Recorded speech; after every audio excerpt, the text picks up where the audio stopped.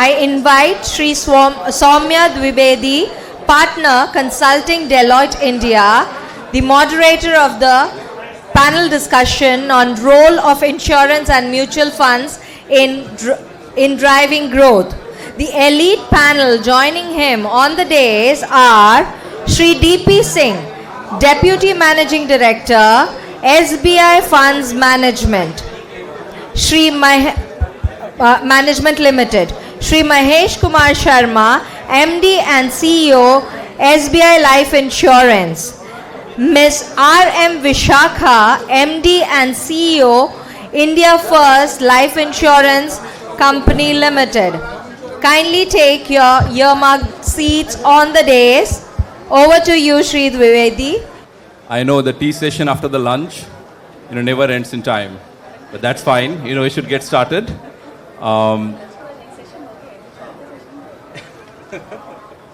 So, ladies and gentlemen, this is my privilege and honor to be here, to spend time with you, and to moderate this panel. We are going to talk about the role of insurance and mutual fund in the country's economic growth. And I'm excited to have three industry leaders, who are going to speak about, I think their thoughts in this matter. So, a fantastic session coming. Request you to please take your seats. At the onset,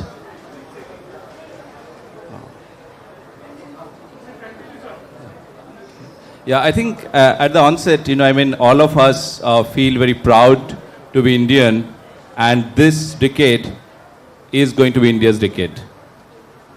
It's a transformational journey that the country is taking, and in many ways, in the scale and the speed, the way the transformation is happening is unparalleled in its history as well as across the globe. And in that context, all of us know that the role that a solid, stable, balanced financial services sector play in country's economic growth. So I think it's a fantastic relationship that I think without a solid financial services sector, the economy cannot boom. And when economic boom happens, I think the financial services sector becomes the largest beneficiary, one of the largest beneficiaries. So it creates a positive, virtuous cycle of positive growth. In that context, along with a solid, banking sector, a flourishing asset management industry, it creates not only the growth capital, but also helps to distribute the wealth to ensure that the growth and the fruits of the growth is much more broader, much more well-pervasive. And we are seeing that the asset under management for mutual fund has grown almost 5 times in the last 10 years. And that actually helps to democratize the wealth creation in this country. We also know the role of the insurance that it plays, beyond just mobilizing the domestic savings, ensuring kind of the capital for the capital projects. It helps to definitely protect, and it helps to protect not only the businesses but the individual, and ensure the financial well-being, the physical well-being, the mental well-being for the country, and helps to make a happy India, a healthier India, a wealthy India. So with that, I'll start, and we'll start with you, ma'am, first. How do you think about the role the life insurance industry is going to play in the economic growth agenda of the country, and what are the key factors which is going to drive the same? Thank you, and that's such a broad question, and I'm sure if people go and type it on Google or chatbot still, they'll get an even better response than what I can give. So I think it's a very generic question, and what will it help? It will help in multiple ways, but I think what I would like to use this is to give a perception about what life insurance really is all about. And I think people fail to appreciate that life insurance is risk management. And the moment you think about it as risk management, and you say, okay, what are the benefits of risk management? And then you look at all the benefits across all the stakeholders. So who are all the stakeholders for risk management, right? The stakeholders for the risk management are the customers themselves. The stakeholders are the regulators. The stakeholders are the government. The stakeholders is the entire economy of the financial economy. And the individual customer, when he assesses it as a risk management, then you say, okay, what are the risks?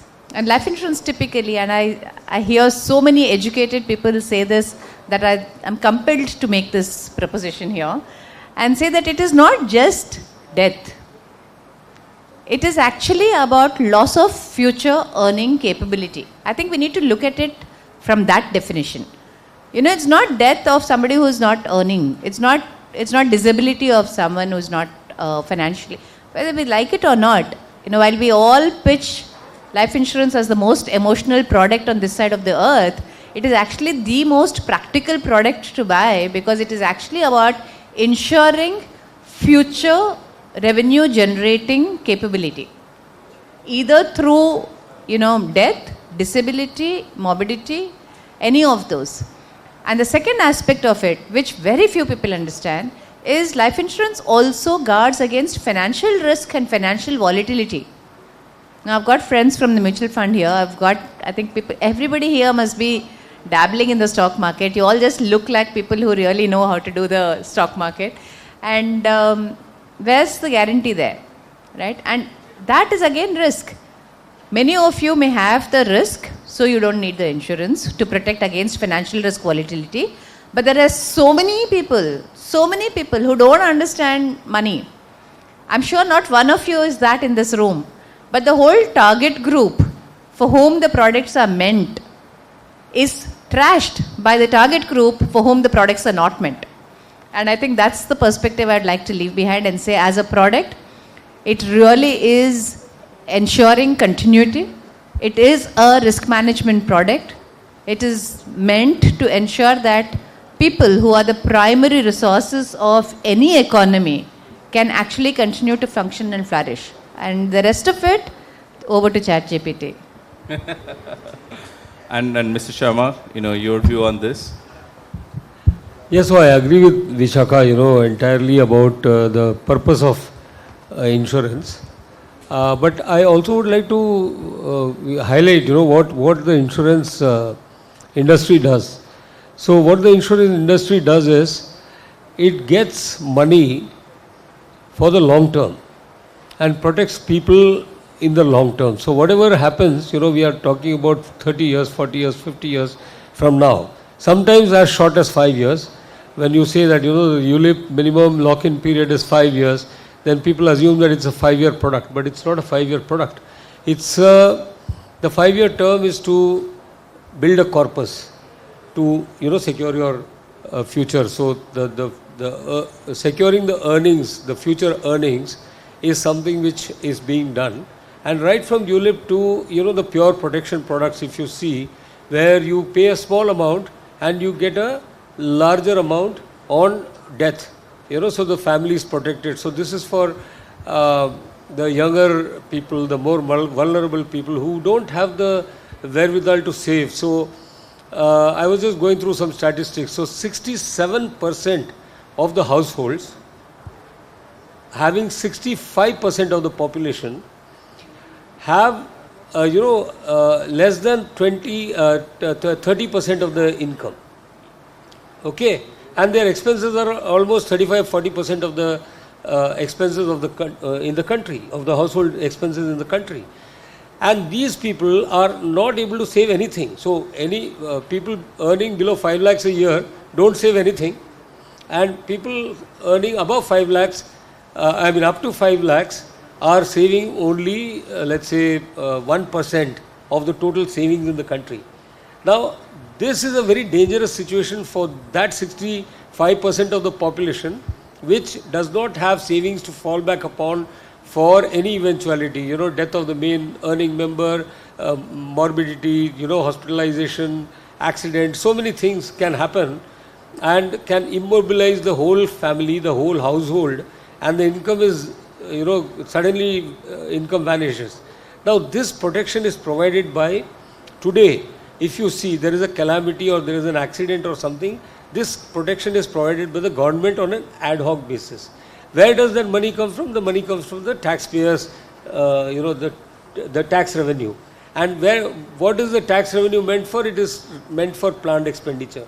Now what you are doing is basically, because the country is not insured properly, because we don't have the capacity to save, we are actually taking away from planned expenditure for infrastructure, etc., law and order, whatever you say, which the government is supposed to provide, and you are giving it for ad hoc calamities and things like that, which actually should be taken care of by insurance.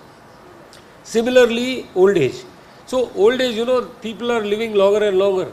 And if you look at the average age, life expectancy, that is one number. But the life expectancy at 60, the life expectancy at 70 is increasing beyond all counts, because so what happens, somebody who's already reached 60, now he is going to live for another 22 years. It is not your average life expectancy of 72, where, people who die at a very small age are also considered, and that sort of averages out.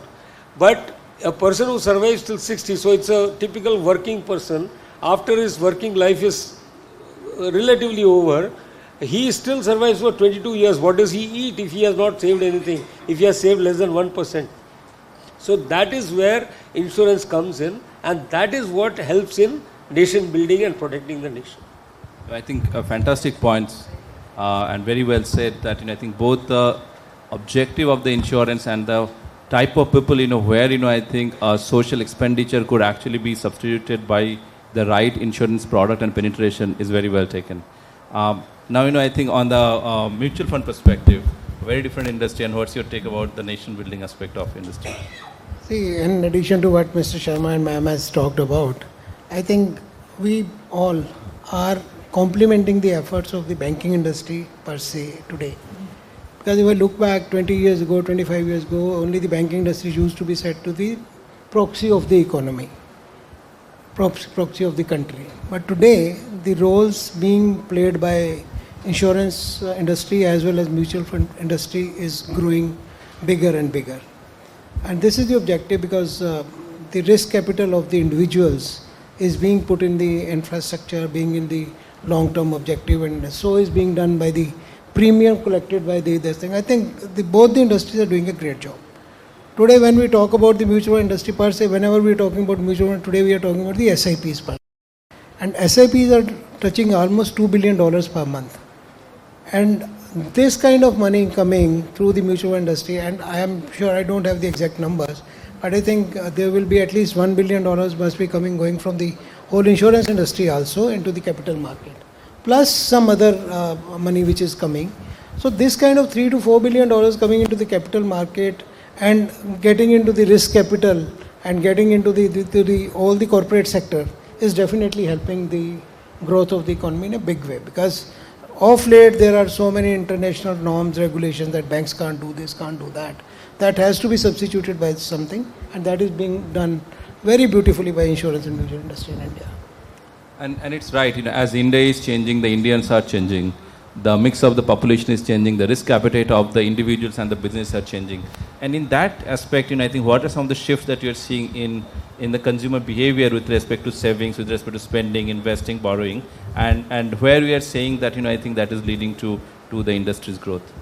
Yeah, see what is happening when we look at the population, look at the GDP growth, which is today almost $2,000, which was $600-700 a few years back.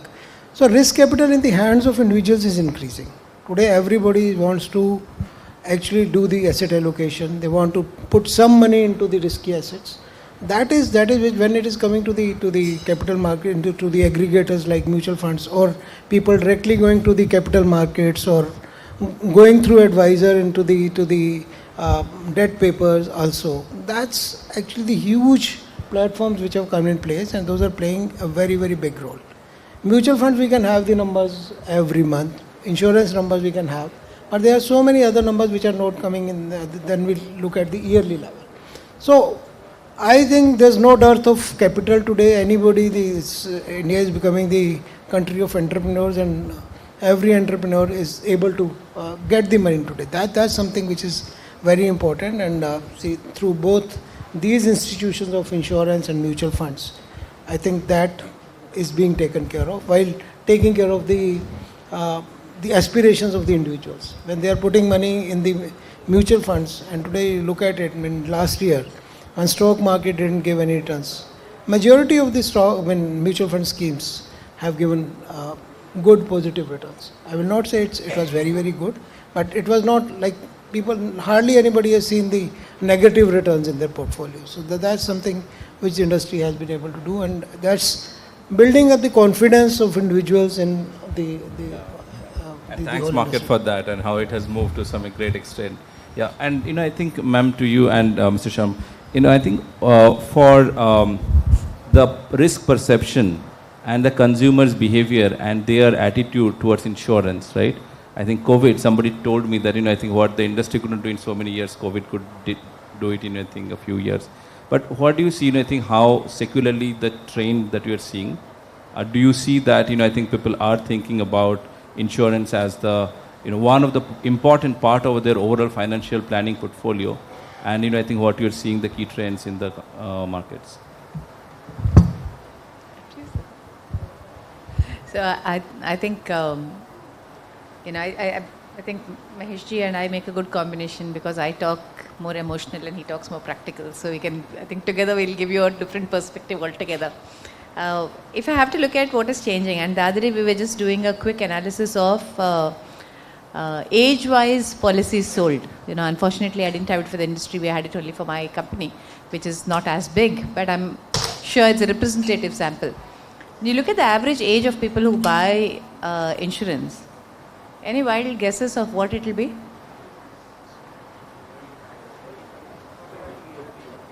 They're all above 45. Okay, and because they think of it as only then for long-term savings, only then 60 seems not so old, only then 65 seems not so old. And I'm sure all of you have this experience, but I distinctly remember this because I was very young. I think I was about 13, and there was a death of somebody in the house, and he was 40 years old. And everybody in the house was crying. And I remember at 13 standing there and saying, such an old man died, why are they crying? Okay, I so distinctly remember that image in my head of that girl at 13 standing there. And that's really true. When you're 25, 28, 60 seems like something that doesn't exist. I mean, 60 kya? What 60? It's only when you turn 45, then you say, okay, you know what, I might live till 70. And I think I really need some long-term planning. And also, because that's when you have surplus money to start putting aside. That's when probably children are at a more predictable schooling age. Your expenses are probably a little more predictable. You can put aside money in. So this is what we're seeing today. However, what I'm seeing definitely, and I wish I had more data to quote on this, what I'm definitely seeing is the change in an entire generation from people with a scarcity mindset and a savings mindset to a very consumerism mindset. And I'm seeing a generation which is like savings, what savings, why savings? I'm looking at a generation which plans to retire at 40 because this generation is not having to provide for anybody other than themselves. I'm not looking at a generation which is thinking of savings. I don't know if that trend will change, whether there is this whole living on borrowed money will catch up, whether the lessons that others in US have learned, we will learn without having to experience it ourselves. But where we are right now, I think is a pretty scary atmosphere to be. I don't think people understand the importance of save and spend. I don't think people understand. I think that savings habit, which was such an inculcated thing from many of us, I think, I know that my father, for instance, wouldn't, or even when I got married, there were no loans. There was no personal loan. You could only spend whatever you had or borrow from your neighbors or your friends. There was no concept of loan. And today they have loans on holidays. I mean, you go have a holiday on loan. I mean, why would you do that? But yeah, that's consumerism, and that's the present. So what's the future of insurance? What's the future of long-term savings? I think risk will still, people will understand because they're living on borrowed money, then they know they have to pay it back. But long-term savings itself, I think, is becoming a question. So I don't know how long-term savings is going to really evolve. That's my very question marks kind of an answer. And 55% of this country's population is below 30. Their financial services and spending habits, and I think that's still forming. And I think as an industry, both for banks as well as I think because banks are really kind of a big part of the ecosystem, and mutual fund and insurance has a role to play in, I think, how to shape that thinking, how to kind of drive that thing. Thanks for that statistic. Yeah, so, I have a slight disagreement in that, everybody, all the young generation doesn't think like that. mainly the urban population whom we come across every day, you know. So we generally tend to get our views colored by whom we see every day. And we are generally looking at people in the metros. But, obviously this thing is going to catch on, and it's a global phenomenon, and, it will spread around. So probably shortly what Vishaka fears may come true. But, if you look at what is happening in insurance, we did a financial immunity survey. We've been doing it for 3 years now. I mean, 2 years we have already got the reports. This year also we'll be doing. The financial immunity survey very clearly shows that almost 78% of the people surveyed, and that was a pretty decent sample size from across the country, felt that financial immunity, can be is very important, that they should have financial immunity. And a large proportion, of the people also felt the need for insurance. There was a huge number, above 60%, who felt that they should go out and buy, and this is during COVID. So there was a large number who felt that they should go out and buy insurance, health insurance first, and there were a lot of people who were interested in buying life insurance also. Now, I think the specific problem that we have in our country is that we are never taught anything about saving, banking, insurance till we, come across an insurance agent after we start earning. And that is the first time that you, or a mutual fund company, which pitches to you, that is the first time you come across this SIP and all these ideas of buying insurance, term insurance. In conventional wisdom, as you are young, you have the highest risk of dying without savings, leaving a younger family, a totally dependent family, young children who are not, who still have years of education to go through.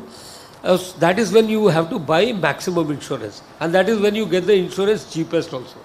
So that is when you buy more and more insurance. And as you become older, you start earning more money, so you start saving, and so you have blended products. So you would go for an insurance product where you would save money, and if you are not able to reach the corpus that you have aimed for, the insurance will take over. So if you've got a target of saving for 10 years and you are able, you are not there after 3 years, 4 years, the insurance company takes over and gives the sum assured to your family, and they can reach the life goals that you have set for them. So this is the wisdom, and then as you go older and save more, you can take the risk of putting money in equities and various things, So this is the conventional thing, but this is never taught anywhere in India, at least in the schools. So the sooner we start this conversation, and also we have the media supporting this narrative, I am sure that people will become aware of the need for insurance, of saving small, and the power of compounding that you can get from the SIPs. So all those benefits you can harvest those, but the point doesn't go away that this is very important for all the population, whether they are young, whether people are young or old. Insurance, and of course mutual funds, like any other saving instrument, everything is important. Yeah, I think and that is probably one of the reasons the penetration of each of the industries, even if you're talking about asset management, it's probably around 5 to 6%, in insurance is 4%, right? And one challenge is definitely awareness. And also I think there's another challenge of affordability, or the perceived affordability, right? And I just want to share, hear your perspective that, I think, what are your take about, how it can actually kind of move to much higher level? And it could be misperception, and I can clearly see your thought on that. Yeah, absolutely. I think this whole point on awareness, I think, is seriously overdone. Okay? I think the difference is very simple. Consumerism, and it is materialistic. It's something which you can touch and feel, versus something that you can't touch and feel, something which is a risk, something which you know about, okay, but you can't see it. You don't know it, you don't know how to quantify it. It is that inability of an individual to be able to think beyond what he can see. And I think that's what it is. It's got nothing to do with awareness. Everybody understands that if I take a loan, I take a liability, and if I die, then my family will have to pay. What is not clear about it? I mean, that's the most basic proposition of them all. Everybody knows when I stop working, I will not have any salary coming in, so I have to save so that I get money there. Annuity is like, what is so mind-boggling about understanding that annuity is about getting guaranteed income post-retirement? There is nothing mind-boggling. I think it's a myth that the products are complex, we don't understand. The workings of the product may be complex, but the product proposition is not complex. Now, how does an insurance company manage to give guarantees for 25 years, or how does an annuity work at the back end such that annuities are paid to the individual for as long as he or she is alive? Now, how does it work is the complexity part of it, okay? But the proposition is not complex. The proposition is very, very simple and straightforward. So, I don't understand what is this awareness, but it's just about consumerism. It's about not wanting to save for the future. It's about, all of you have seen Rajnikant's or old movies, Hindi movies, that guy the hardworking hero would come with money, and there would be 3 pots. There would be a pot for sisters' marriage, not education, unfortunately. There would be mother's illness, and then there would be something else. And then he would take the money, he would go put it into the 3 pots, and then if he had anything left, he would eat. Otherwise, he wouldn't eat. Now, what was that? That was not, whole financial awareness. It was just common sense and practicality and getting your priorities right. That's it. I think we need to debunk this whole thing that insurance products are complicated and there is not enough awareness, which is why they don't get sold. I think it's plain and simple. People by nature are consumerisms. Our entire economy promotes it. Your instant gratification is the need. You've gone on, how many of you here have Instagram accounts? What are we doing, right? It's all instant gratification. I force myself to say I will not go to LinkedIn and see how many people have seen my post. I actually have to force myself, but it is there. You post something, then you will go after 3 days and take a sneak look. Kitne logon ne dekha? I mean, that's just us. That's human beings. And we're all having to fight against save for the future, be pragmatic and practical, versus enjoy the instant gratification of buying something, of an experience, of spending. Bas. Mr. Sharma, do you have a different point of view? So, I also, at one point of time used to think like this. But what I actually did, realize is that people, there are people who are not really aware, not because they don't have common sense or something, but probably because they have not thought about it. It's for a quality of awareness, not just a pure awareness. Of the this is something you need to. This is something probably which you need to think about. You will. Common sense is most uncommonly found.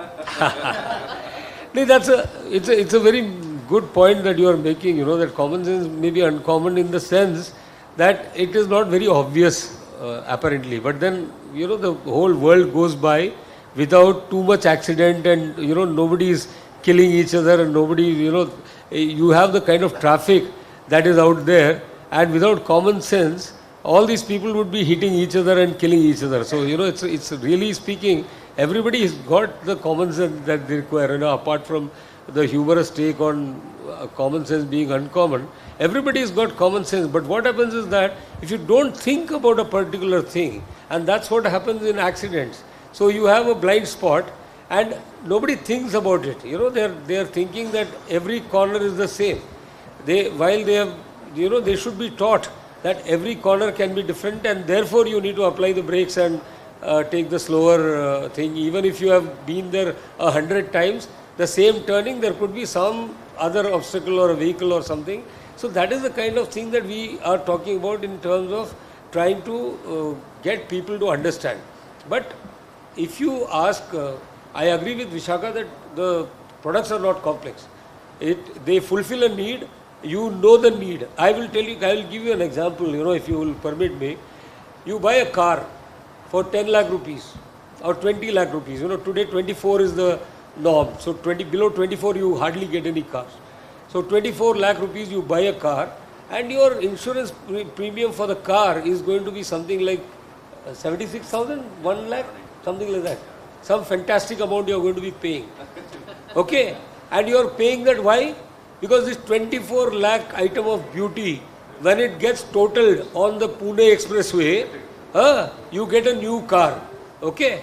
What happens to the guy who's inside, who gets totaled? You don't bother about that. You don't buy insurance against that. So that's what I'm trying to say. The awareness has to be created that, it's the same thing like Instagram. Don't go so much on Instagram. Spend more time in the real world, There is a Ramlal joke which I will not narrate out here, but it's like that, If you keep looking at one particular thing, you will not see the entire world. No, I think an interesting perspective. I want to know why the underpenetration. And I'll also ask you the next question on the how to kind of change the scenario, how to increase that, and what it will take. But before that, I'll ask Mr. Singh, your perspective about the mutual fund. And I think what are the steps that the industry is taking to increase this? And AMFI has probably done a lot of kind of good stuff on kind of creating the right sort of awareness campaign. To share your perspective that how it is benefiting the industry or otherwise. Yeah, see, as far as mutual funds are concerned, there's definitely a lot of positivity all around that mutual funds are going to be a necessity than a choice if you want to earn more. So that's something which is very, very important. And one thing I'd like to, in addition to what Madam and Sharma Sahib has said, see, one thing is very clear when we talk about the knowledge or about the awareness, we all are into B2B business. And the second B is more attracted by the economies rather than the quality or the characteristic of the product which they are selling. That is something which we have to be aware of. But as far as penetration is concerned, yes, it's growing, and the role of banks per se is going to be very, very important. That's what we have seen. We have seen that the banks have to distribute much more than what they are doing today, both insurance and mutual funds. Today when you look at India, the penetration in the smaller towns is more of the public sector banks than the private sector banks. And when you look at the penetration, insurance of course to some extent by other public sector banks other than SBI also is there. But when we look at the mutual funds, other than State Bank of India, no other credible bank is there which is distributing. Only because of the economies. Economies are not there which are pressing. But that is the necessity. Unless and until there's a matching between the necessity, understanding that this is what is required by my client, required by my person. So this penetration will remain a little slow. But this is improving. That's what I can see, that the penetration is improving. When we look at it, it used to be 7-8 years ago, mutual funds used to be 10% of bank deposits. And within last 7-8 years, it has become 21-22% of bank deposits.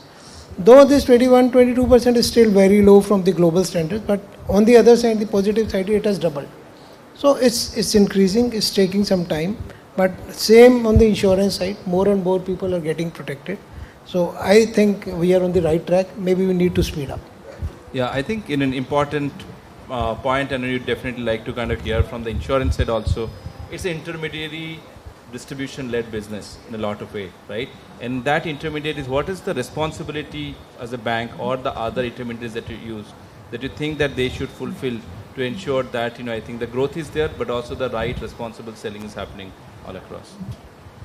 Samya, one of the things that I'd like to actually talk about when we talk about penetration is also in terms of the longevity of the SIPs.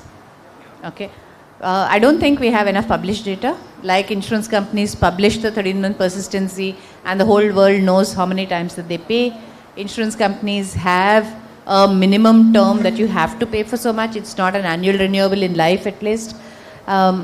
Therefore, when you're looking for, and maybe these need to change with the new regulations, but I think we need to understand that these regulations have been in place at a point of time when we had far more security of jobs, a security of economy. Now for me, when I was in New India signing up for a 15 premium payment term when I was only 24, didn't matter. I did sign up for a 15-year term when I was only 24, but because I was in a government job so-called. PSU job. I knew I would never lose it unless I wanted to leave. Today you pick up a 24, 25-year-old, they have no idea where they're going to be 15 years. And if you expect them to pay a 15-year premium payment term commitment upfront, they are going to worry about making that kind of a commitment. Okay? And I think it's not only about a B2B to C. I think especially mutual funds, the kind of simplicity with which they have done their products, because that's the nature of the beast.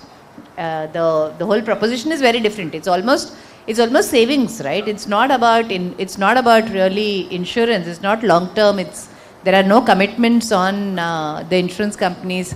By the way, I don't know how many of you are aware that life insurance companies, when they make a commitment to a customer, they have no call options. I don't know how many of you are aware of that. Life insurance companies cannot turn around and say, I'm sorry, we made a mistake. We promised you those guarantees. Now the economy is taken a downward trend. I can't pay you this guarantee anymore. And there's no other industry which offers guarantees. And I don't think that point is appreciated enough. And just a comparison of penetration or comparison of persistency or a comparison of, sales processes without understanding nuances of the kind of commitment we're talking about, both from the customer and the company, I think would give you a very distorted view in terms of, doing analysis of penetrations and uptakes. So I just wanted to be clear, we don't just club them because they're very different products, they're very different processes, they're very different propositions.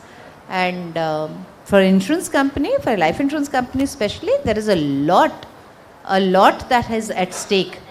It is a contract. Let me quote my Latin here, but it's a contract of uberrimi fide, which is in utmost good faith. Life insurance companies don't question it. We enter into a contract based on a declaration by the customer. Absolutely. And if that customer's declaration is wrong and then we repudiate it and then we are told, oh, you have repudiated something, but you said something wrong. Yeah. So I think just wanted to draw out the differences. Yeah, of course. And in fact, it's a much more difficult proposition, and that's why, I think the right selling becomes kind of much more important in that context. Yeah. So, we're halfway in the conversation, and again, I will give you 15 minutes for a Q&A, but I have just a couple of more questions. One is that, I think we're all talking about, I think how, say for example, UPI has actually kind of made a disruption in the payments and, ensured that, okay, it has actually become much more ubiquitous, right? We are seeing at some of the large national level, kind of digital infrastructure being built, open account and so on and so forth. So, just wanted to hear your perspective that, okay, how and whether and how you view that that's going to change the not only penetration story, but also the overall customer experience who are dealing with, insurance first and then, I think on mutual fund. I think all the technologies and all the digital enablements are already available. The UPI has been an eye-opener actually around the world. I don't think any country had tried this kind of an experiment, and nobody even in their wildest imagination would have thought that India would put together such a very simple process by which any Indian could pay money to any other Indian, entity or otherwise, and at virtually, today at zero cost, but then, going forward also, it can be done at minimal cost. So this is something which nobody expected. I was in Hong Kong before this, and I know the difficulty that you would have in this microscopic kind of a place to make a payment from an account of one bank to the account of another bank, except through the clearing system. So this is something which is unheard of, and this, based on this technology and this platform, I think it is easy to do the back end of whatever we do in insurance, and I'm sure collecting monies for mutual funds is also going to be as easy, collecting funds, disbursing funds, all those things. Now, how does it help penetration? Yeah, at one level, it helps in that anybody can make the payment seamlessly. So, once you take a decision that you want to buy a product, then you are not hampered by the means. You don't have to look for a checkbook, you don't have to wait for the clearing to be done and all those things, and it can happen instantaneously, and that is something which happens. But apart from that, like I said, for penetration, we need people to reach out and sell. And insurance still, even today, you have to sell insurance. Even though you say COVID has increased the awareness and things like that, but this is very short-term memory. It's like an election. So there is a wave or there is a wave or something, and somebody gets elected, and by the next term, 5 years down the line, the wave could be the other way around. And here also it is the same thing. People have forgotten mostly about the COVID experience today. And now when somebody talks about a mask, I saw somebody snigger at someone in the mall because he was wearing a mask. So, it's come to that level. When, we all used to carry 2-3 masks, and somebody used to have N6 and N9 and N21 and all, they used to double up. I had a colleague who used to wear 2 of those because he had vulnerable parents back home. So, that memory will go away. So, pull product it will not become. Yeah. So, you need to reach out. Continuously. What you need to do, yes, banks are a very important element out there. Banks will enable distribution because the customers have to come to the banks for various things, not just the physical bank, but to the notional bank, so they will come to the bank's website, in SBI they come to YONO, and they do hundreds of transactions out there, and this is something which will enable the people to reach. So that is one thing. But apart from the banks, like what we have realized, even though we had the strongest bank to back our distribution, we still went for a strong agency channel. Yes. And today we have the largest agency channel in the private sector. And why do we do that? Because it's definitely a slightly more difficult channel to run. But I think that is the only way you can reach the last mile. And I think, LIC has a huge number of agents, and they are successful in selling policies across the country in very small places. We are doing the same thing in very small places. We have our agents in, across the country. So that is how penetration is going to go as far as insurance is concerned. I'm sure Mr. Singh will talk about the mutual fund experience. Yeah, I think as far as ease of payment is concerned through UPI, that definitely has made it easier for the people to put in money. But in any case, even the banking payment system, the digital tools were already there, and that's not a big issue. The issue is how to get more and more number get hooked into these products. That is happening, but the public infrastructure of payments is definitely making it much easier. The penetration will become much more. The speed will get more better now. But as Mr. Sharma said, it's more the awareness by the intermediary, more by the person who is selling. Sometimes the intermediaries are having the nature they make a simple product a complicated product, rather than making a complicated product a simple product. So that is something in their own interest. So that is something, that behavior we need to check, because ultimately the consumer, the investor or the insurer who is getting insured, he should get the right kind of information, and that is the responsibility of both the industry people or the manufacturers, so that the right thing should reach out to the person. That's something which is much more important than anything else. Very interesting. I'll open up for the audience for the question and answer.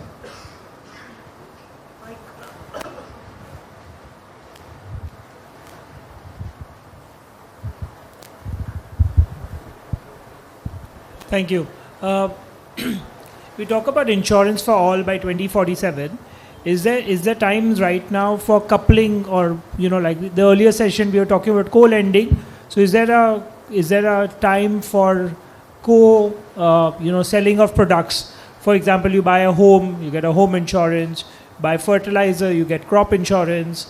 Of course, life is at birth. Maybe is there a possibility? Is there some way to expand the market by getting into such products? I think that should be the way it's sold, very honestly. And I think while you spoke about UPI, I would also say the account aggregators. I think the AA's framework is going to really, really help. And just imagine if you can actually tag on insurance to every school fee. If you can tag on insurance to every college insurance, okay, college fees. And then, it's not about repaying the loans. Like housing loan, you anyway have an insurance tagged on. Personal loan, you anyway have an insurance tagged on. So, by any eventuality, the loan gets paid. But this is not only about risk of dying, right? This is about living. It's all about savings for the long term, for the certainties of life, as we put it. So if you can have insurance tagged to every one of your expense, I even talk about it. In fact, I was talking to Mr. Hari of Big Basket once, and I said, you should just tag along and say that if you keep shopping 10,000 rupees from us every month, in case of any eventuality, your family will continue to get 10,000 rupees of groceries every month. And that should be the integration of insurance that really happens across. I think that's truly, because people, as I said, when you look at insurance as a standalone concept, you don't understand it, because you can't experience it. You'll only, as we say, if you're going to experience it, you're probably not alive. So, so if you don't do it, tagging along like this is the best way to experience it. At least health insurance you can experience, but life insurance you cannot experience. But one problem is that, the regulation doesn't allow you to actually bundle products together. So I can't give you a life insurance along with your home loan. I have to, once you take the home loan, I have to convince you that you need insurance, and then you have to agree to buy the insurance, and only then I can sell you the insurance. So I can't bundle anything. So yes, if you can bundle, and you can, if you are permitted to bundle, and then of course all the transparency, disclosures, everything have to be there, all the safeguards have to be there, so that mis-selling doesn't take place. But I think it would be ideal that every product, like Vishaka says, everything comes with some element of insurance. It will, the West has been doing this for a very long time, and that is why the West is more expensive than say India. The Indian economy, we say that we are, on PPP we are much better. It's a larger size economy, but then some of the elements, really there is a lot of other things that go into. For example, a truck that goes on a road, it can't be loaded more than so much. It should not project more than so much. All those things, and they are very strictly followed. I mean, like they have to be done, and that pushes up all the costs. So I think, in bundling insurance, putting insurance on everything will push up the cost a little bit for each individual person in terms of the price of the things that they, services or products that they buy. But overall, for the economy, it will be a very good thing, and the nation will benefit from that, because then, like I said, the government is free to bother about policies and bother about infrastructure and law and order and the things that they are supposed to be taking care of, rather than looking after, where the calamity has taken place, or where there has been an accident, or a bus falling into a khud or something like that, and announcing ad hoc 5 lakh, 10 lakh or something. And that is also, if you look at the amounts, I don't know how much they are going to really help in terms of the family sustaining for long enough for either the surviving member, elder member to get a job, or for the younger ones to actually acquire the qualifications, etc. So, Thank you.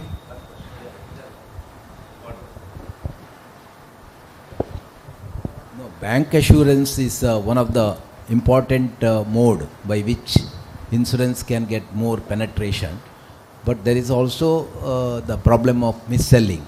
So how are you, both of you are from institutional partnership are there. How are this is functioning? And I think IRD has been more favorable, having more number of tie-up. I think 9 and all now recently. So I would like to know what are the efforts done. And there have been some other, of course, those recent reports and all, but that would be different part. But we need to awareness to the staff also. Yeah. So one of the things I would like to say out here, so our mis-selling ratios, the complaints ratio, I mean, I wouldn't say mis-selling ratio, mis-selling complaints ratio is 8 in 10,000. Okay, so 8 people accuse us of mis-selling for every 10,000 policies that we sell. And out of that, like for example, so what safeguards we have? So one of the safeguards we have is called pre-income call. So we give a call to the person. The first thing that the person, the call center executive says, this is an insurance product that you have bought. So that person says yes. Only then the conversation proceeds. And then we get a complaint saying that I went for an FD and I was sold an insurance instead. Okay. So I mean, you can see what the level of credibility would be out there, because I preserve these proofs. So the recording is there with me and I listen to these recordings. Whenever there is a complaint that comes, I listen to these recordings.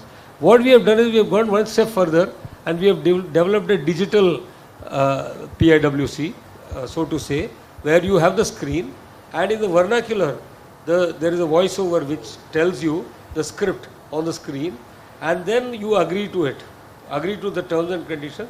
It also captures your face while you are agreeing to that. So you are reading, and we make sure that the person has to be at a distance where he can see the mobile phone.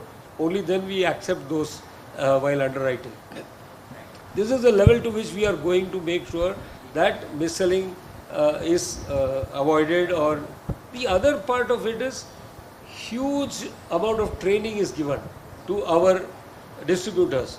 So now this is not only the bank employees, we have very huge number of other distributors also, and we train each and every one of them to make sure that they understand the product, they also understand whom they should sell which product to, do the need analysis, do the benefit illustration to them, and only then sell the product after they have understood and done it. So this is the level that we go to make sure that there is no mis-selling or bad selling. Now there could be other, there are a lot of other things where we work on, like so technology. So we use technology for doing a lot of other things. Today with the account aggregator framework, we are able to actually, as soon as the person wants to open an account, have an insurance policy, I can go to the, get the consent and go to the account aggregator and get all the information that I need. So this is something which we are doing for this. Would you like to?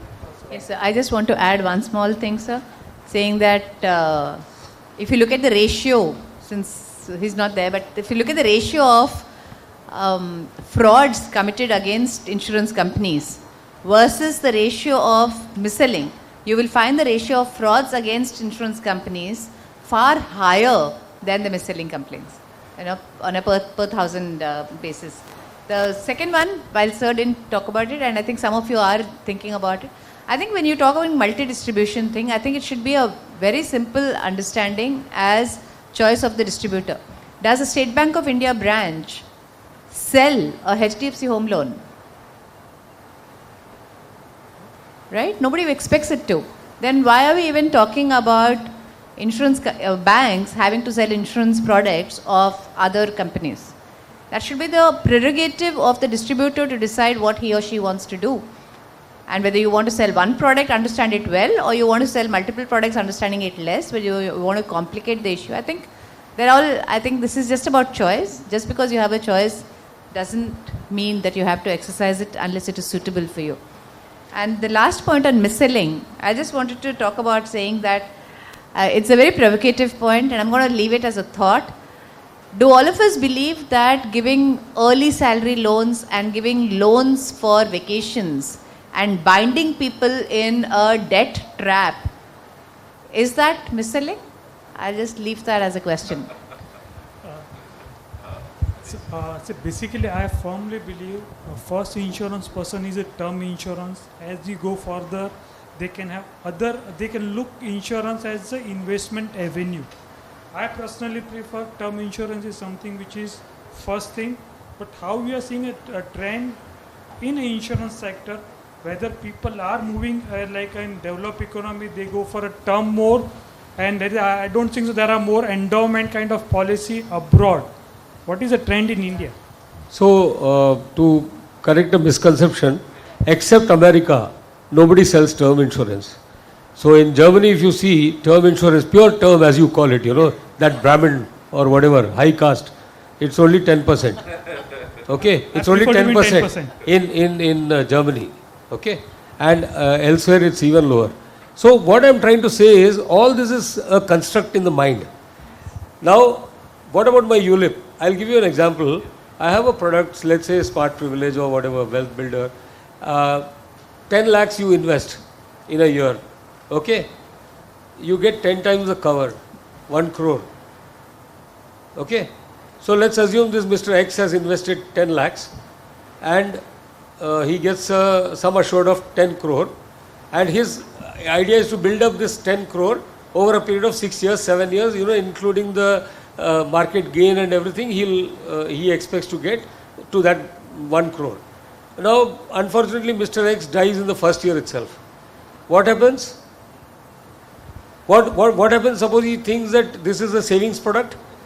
So he doesn't get. If he puts it in a savings product, other than an insurance, he will get only the amount that he has invested. I mean, his family. Agrees. And here, his family gets 1 crore.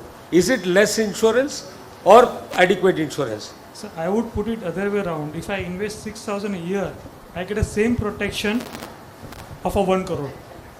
That's Yeah. I look up. Yeah. Why should Absolutely. wait for a No, 1 no. lakh to be deposited? No, but I you will are invest going to in get SBI a mutual you are fund. going to get a market related return also. So I if you will look invest at in mutual fund. no, if you look at the returns that ULIPs have been providing, I will invest in a mutual fund. that is your preference totally. But what I'm saying is that an insurance product is not a mutual fund product. It's a totally different product. You put money out here, you get your whatever was your aim for that investment. So your investment aim was that you should build a corpus of 1 crore, and you are able to do that even when you are not there.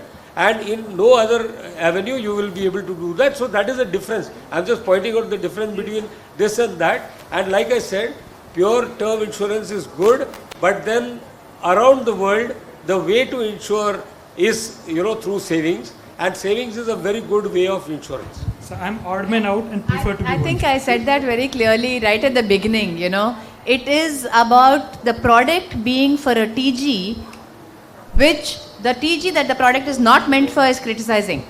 The product is not meant for a target group like you who understands. It's meant for somebody else. So stop trashing a product which is not meant for you. I think we need to be very clear about what we are trashing. People don't understand. People don't understand finance. People are not that financially savvy. I don't know if you have relatives, cousins. I have experience of people who cannot. My son couldn't manage a monthly budget when he was in college.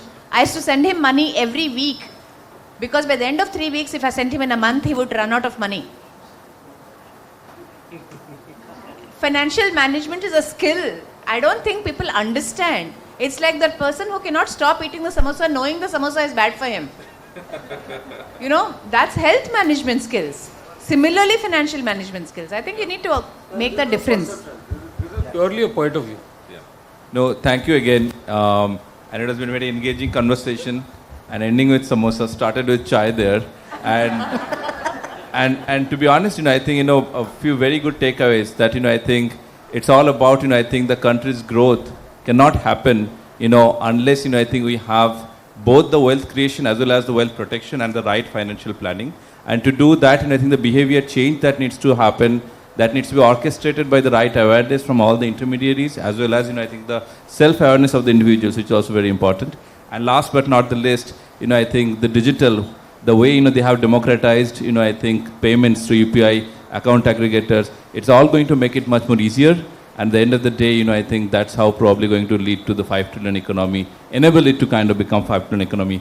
And as it started, make India healthy and wealthy Indians. Thank you. Thank you for that engaging panel. May I now request Sri Soumya Dwivedi to present a memento to Sri D.P. Singh as a token of our appreciation and gratitude. May I request Sri Soumya Dwivedi to present a memento to Sri Mahesh Kumar Sharma as a token of our appreciation and gratitude. May I request Sri Soumya Dwivedi to present a memento to Ms. R.M. Vishakha as a token of our appreciation and gratitude.